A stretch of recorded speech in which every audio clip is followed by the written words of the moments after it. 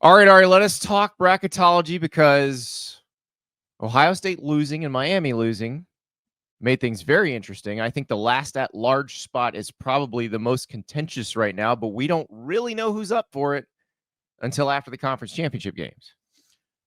Yeah, we got home pretty late last night. And we were doing this, I think, at the same time this morning. And I'm looking at your bracket here, Andy, and I'm just like, wow, that's such a better bracket than mine. I know. 4 hours of sleep, and I'm ready to let it rip right now with you. Go for it. You know, I don't know. You might be right at the end of the day, and I don't know why I lost my voice. It's been it's been a day.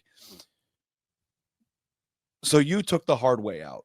So there's no hard way or easy way. Well, let me explain what I'm going to say first. Okay, go ahead. You can scream at me. Go ahead. But if Clemson loses to SMU, right, then that's when the committee has to make problems. Yeah, you took the coward's way out and said Clemson beat SMU and just put SMU in as an at-large, which is, I mean, Clemson may beat SMU in the ACC championship game, but the committee's not going to be like, oh, this is a hard decision. Let's just put SMU there and no one will yell at us. They don't care about that. They're going to go, who among these teams that's up for the number 11 seed, that's up for the last at-large spot, they're going to go, who do we think is the best? And there will be, I guarantee you, a bunch of different opinions. Yeah, so the result that you have, which is SMU beating Clemson, is the only thing, just to be clear to the people watching, that can happen that makes it a dumpster fire next Sunday, right? Like, it's the only thing. No, because you have the same situation with the last at-large if Clemson beats SMU. You assume that SMU will just slot in as an at-large if they lose. They won't. There will be an argument with Alabama, Ole Miss, South Carolina, Miami. The same argument. Then why did I take the coward's way out? Because you made it's the same thing. Because you didn't realize it was the same thing. You just were like, oh, this will be easier. I picked my bracket based on who was favored in the games from the early lines. I don't know. I think SMU could win, but I think Clemson could win. I think that's too. a toss-up. SMU could definitely. I'm just telling you how I arrived at it. Well, it wasn't to avoid. Here's the thing. Doing it, I just don't know. The thing that is tough for me, and like we discussed this over text, Andy, is that like I'm not even upset or think that you could be wrong. Like, what I think is weird is that if you get to the point where you have to decide between Alabama, Ole Miss, South Carolina, and Miami, everybody is just assuming out of question that it's just going to be Bama. I'm not assuming Alabama. I'll tell you why I picked Alabama there. They're ranked ahead. So that's who I think the committee will. That's who the committee's gonna pick, and I'll tell you why. We always talk about what if the line makers in Las Vegas set the playoff bracket? Well, they kind of do, and here's why.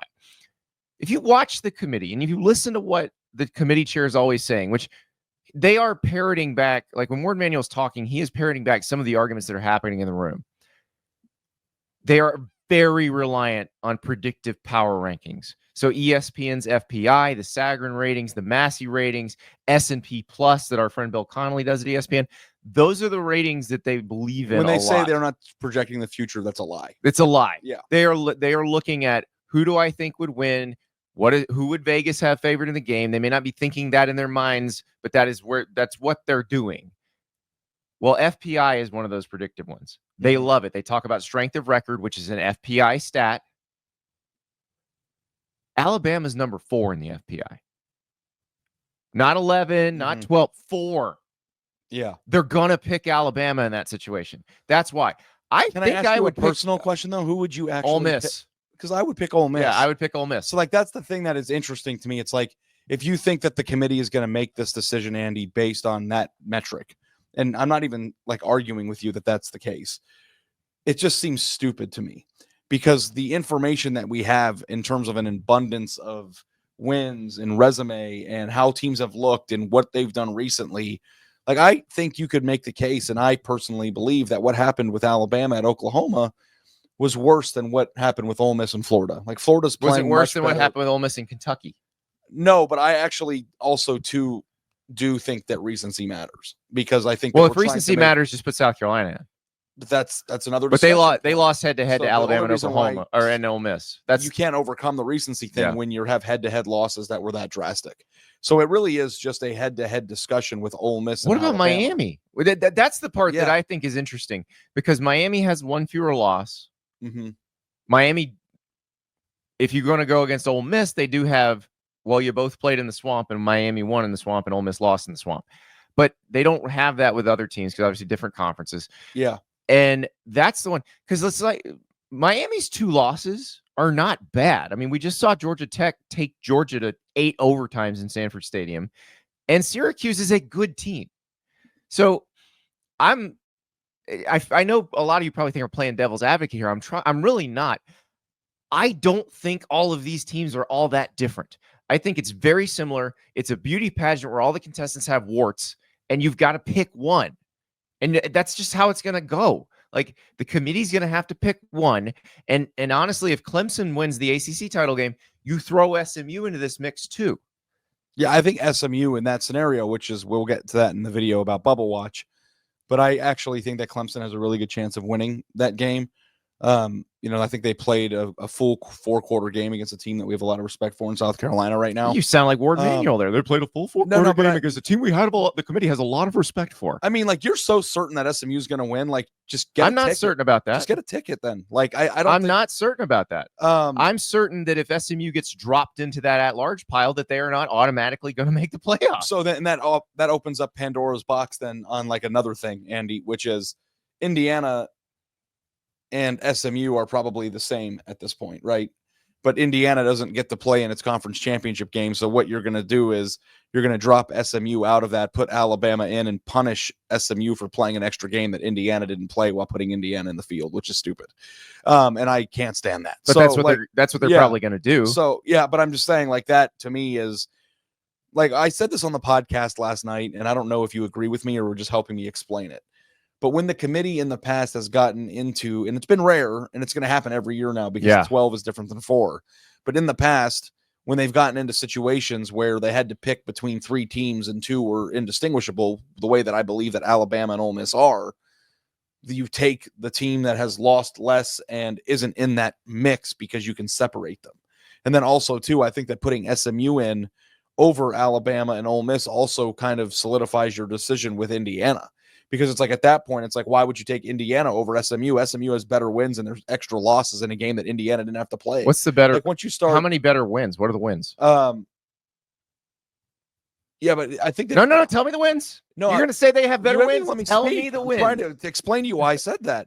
I think that SMU's strength of schedule last week was higher than Indiana's. That's why I said it. Okay, tell me the wins. But I mean, neither of them have. Name a team that they beat. Well, I have to hold on a second. Louisville. You're going to say Louisville. Yeah, I mean, Louisville's the one, right? But, like, hold on, let me look at it.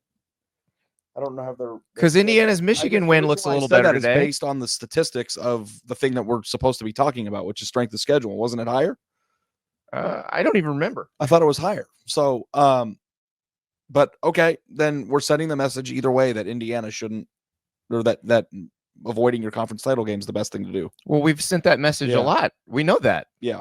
Losing the Big Ten championship game is going to be awesome because you're going to get to play the 12 seed. I'm just going to say if Alabama makes the playoff this year, like, that just reinforces my entire opinion of this stupid ass system. Okay. Like, it's just stupid. Like, so if South Carolina makes it, we're always going to be bending different? Backwards to figure out a way to get Alabama into this thing, and it's like they suck. It's Alabama. Alabama that bothers you, though. If it's Ole Miss or South Carolina, it doesn't bother you, even though they're the same. No. I think that putting Ole Miss in is an impossible thing to do as well, which is why in my bracket, why is Ole Miss impossible? Because you can't distinguish the two. Like, there's no distinguishing them. They're the same team to me. One of them beat Georgia 28-10. Yeah, and that's the team that you left out. How many playoff teams did SMU beat? 0. Okay, how many playoff teams did Ole Miss beat? Without the bracket in front, is it 1? Right? It's 1, unless South Carolina's in there. But yeah, I mean that's the issue. That's the issue. Yeah. So SMU strength of schedule 75, Indiana's strength of schedule 65. So Indiana's strength of schedule is better than okay. SMU. So. All right. Well, then leave them out. Okay. We'll see what Let's ends up happening though. But like I do think that that's going to be a very contentious. Like, you and I are arguing like for real right now. And this is what it's going to be in the room, because I don't think, like, I am saying in this bracketology exercise, it's my job to try to predict what the committee is going to do. Mm-hmm. I think they will pick Alabama because I think they are overly reliant on power rankings. I do think there will be people in that room who have very strong opinions about Ole Miss, mm-hmm. about South Carolina, about Miami. Like, South Carolina, if we're talking about, entering the playoff right now, like, South Carolina, I think, is the team that nobody would want to play. They would be the hottest team coming in. But they lost head-to-head to Ole Miss and to Alabama, and that's a problem. Like, if their losses were different, like if they'd lost to Georgia instead of Ole Miss, I think everybody's like, oh, South Carolina, that's the easy one. Yeah. So the thing that you remember our conversation, Andy, on Friday night when you were at my house and we watched Georgia and Georgia Tech. Yeah. About like how in this year's system that we can't make the same assumptions about teams in the SEC. No, we can't. You think that SMU is going to beat Clemson, right? You actually think that? You're not. I'm not super confident in it, but yeah, I think there's a really good chance, right? Yeah. But like, if this were 2 years ago or 3 years ago, you would be certain, and I would be certain that Alabama would beat SMU, right? Oh yeah, we would be, and like, are you certain of it now? No. So like that's the thing. It's like, is the committee overly reliant on FPI in the past, or were they just using common sense when the sport was like, yeah, they're a super team?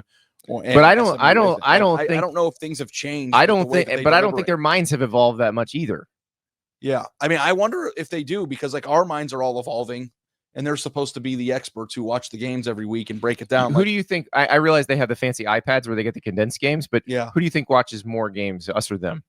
Because all those people have real jobs and we don't. But their actual like obligation is to watch every minute of all the games. For the job that pays them nothing.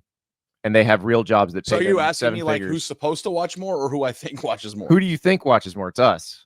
Yeah. I mean, I watch it all day, every day. That's what I'm saying. I don't know that they are as in the now. Obviously, but my hope is that they work in the industry, so they probably are in the weeds of all this. Yeah, too, but. And like they also are like good football minds. But like my hope is that their minds are inquiring about the same things that we inquire about every day on this podcast. And like if that's the case.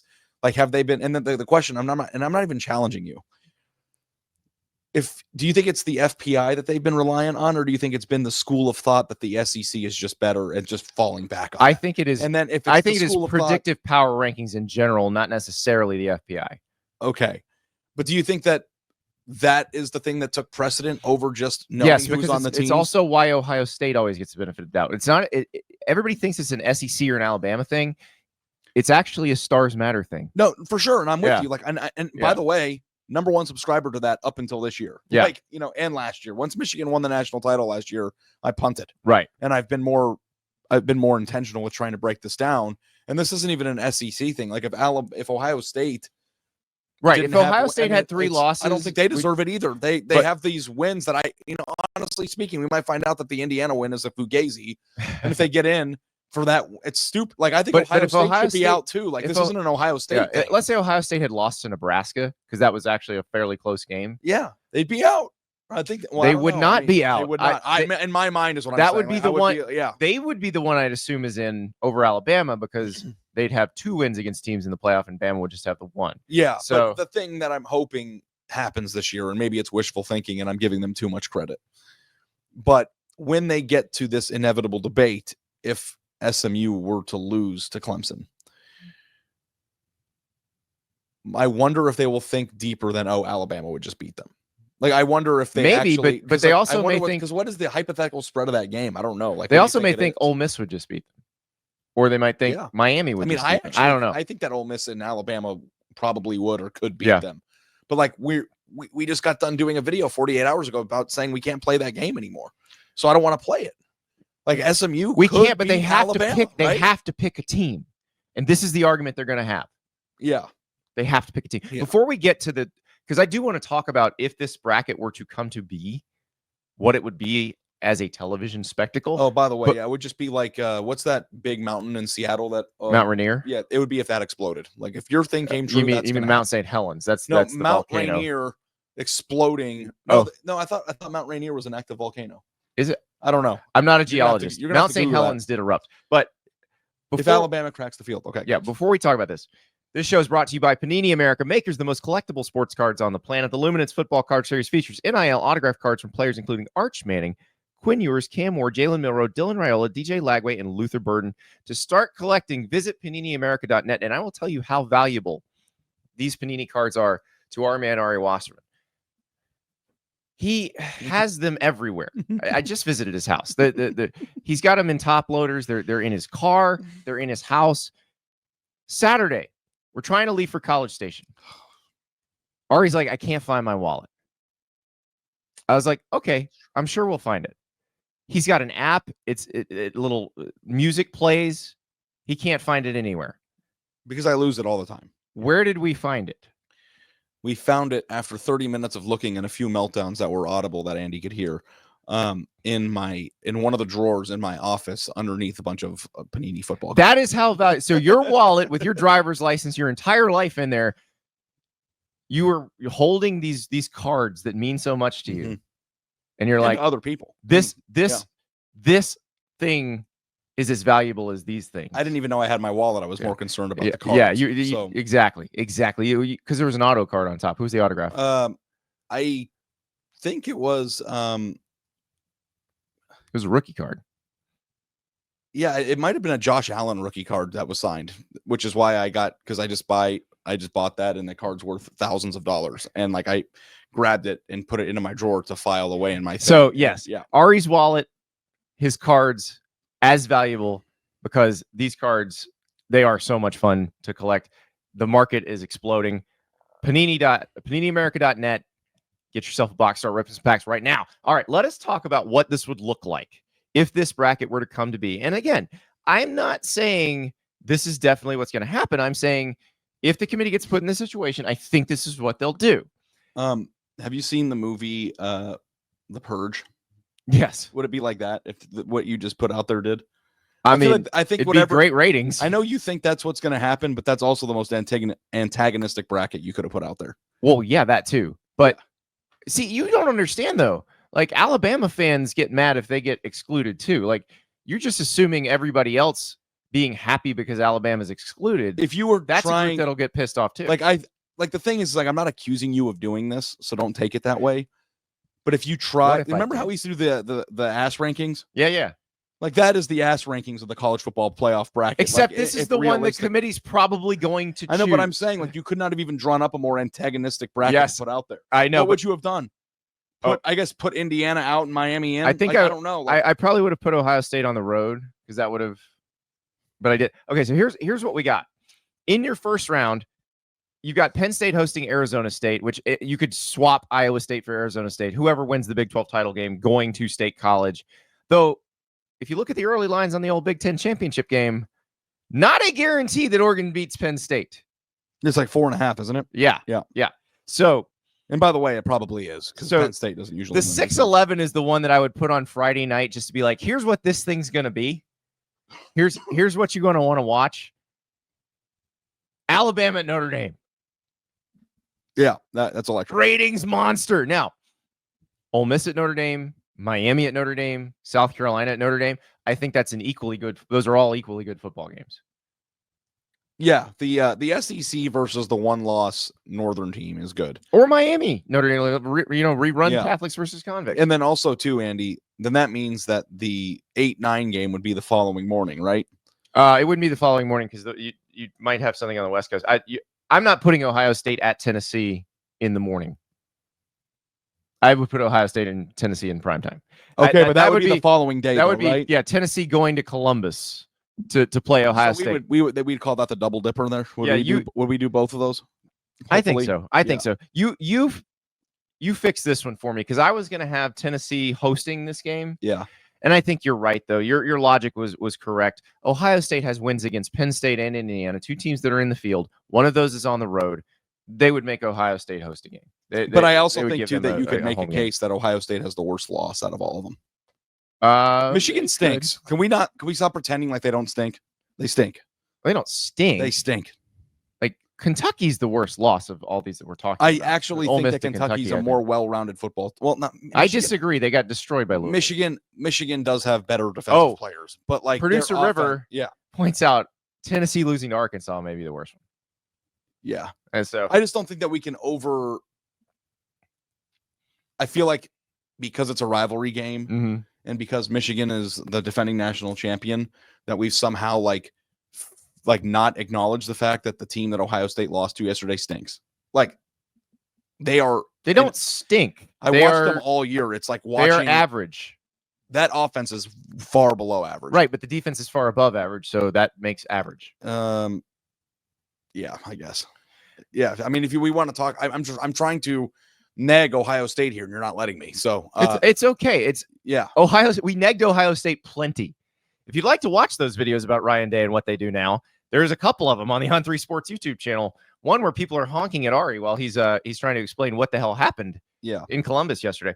The 7-10 game in this one is kind of what people want, I think. It's revelatory. Indiana at Georgia. Because the whole point of this is to find answers that we didn't get in the regular season. You don't want to see, like, because the thing that's tough about your bracket is, as you pull it back up here, Andy, just roll it up there for me again. I got it. There you go. You got a second round, but if Georgia were to beat Indiana, then you have Georgia, Texas for the third time. Right. If Ohio State were to beat Tennessee, you'd have Oregon, Ohio State again. Now here's the thing: if Georgia beats Texas in Atlanta next week, Georgia's your 2, and I think Texas would be above Notre Dame. Maybe. Yeah. Probably.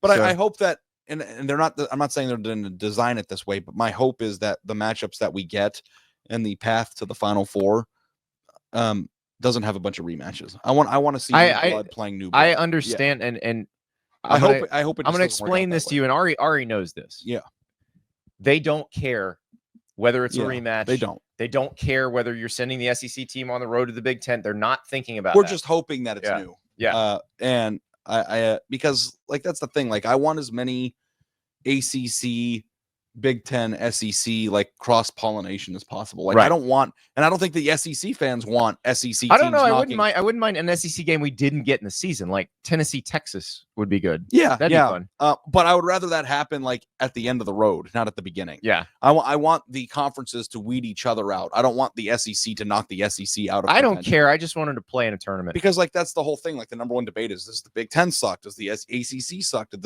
I hope that the correct answer is they all suck. Yeah. Everybody sucks. No one's played anybody. I want the playoff to be a revelation. I want us to. It will be if you got Alabama at Notre Dame on Friday night. But like, could you imagine if Alabama like knocked off Georgia and Texas on the way? It's just like, okay, we found out nothing. Like, I want to see Indiana play Georgia. Well, you might. Yeah, we'll see what happens.